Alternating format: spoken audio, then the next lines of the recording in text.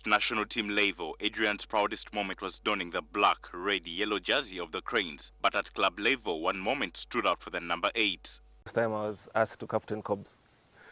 Very big honor. There've only been, if I can count properly, 9 people who've ever captained the Cobs Rugby Club, and I'm one of those 9, so that's a big deal when it comes to Ugandan rugby. Like any ordinary lad in the neighborhood, Adrian's first love was with a round-shaped ball rather than an oval-shaped one. My dream when I was a young boy was to play for the Uganda Cranes football team.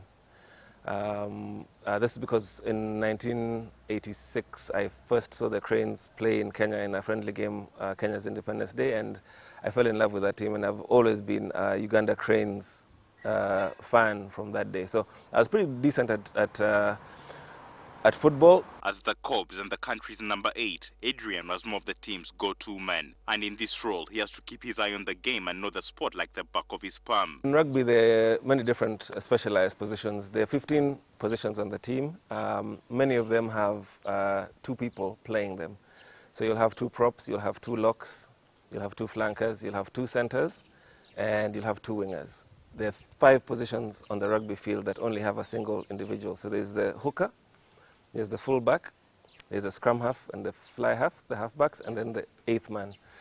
Those 5 positions are the pivotal positions in the rugby field. So essentially, if you look at the people who play those positions and the jobs that they do on the field, they have more or less free range across the field. They don't have like a specialized job. The number 8 position is the anchor of the scrum.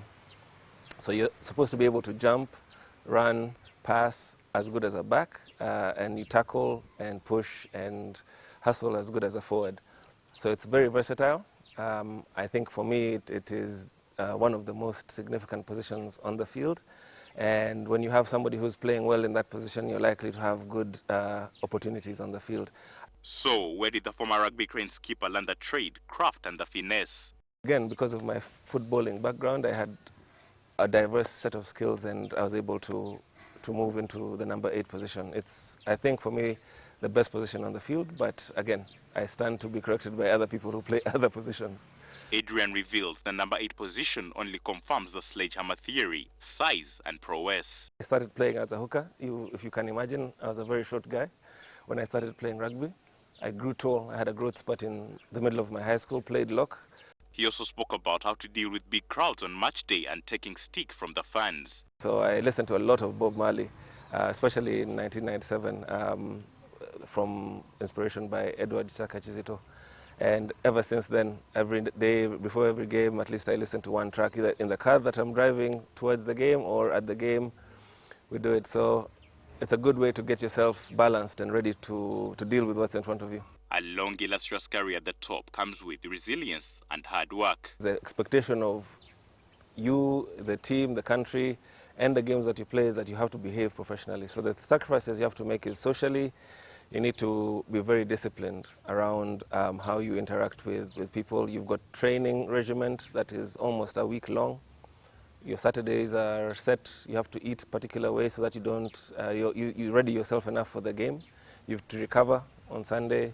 So you essentially sacrifice a lot of your own personal time. Successful people who are able to maintain both success on the rugby field and off the field have to do a lot of things to ensure that they do not compromise one of the two.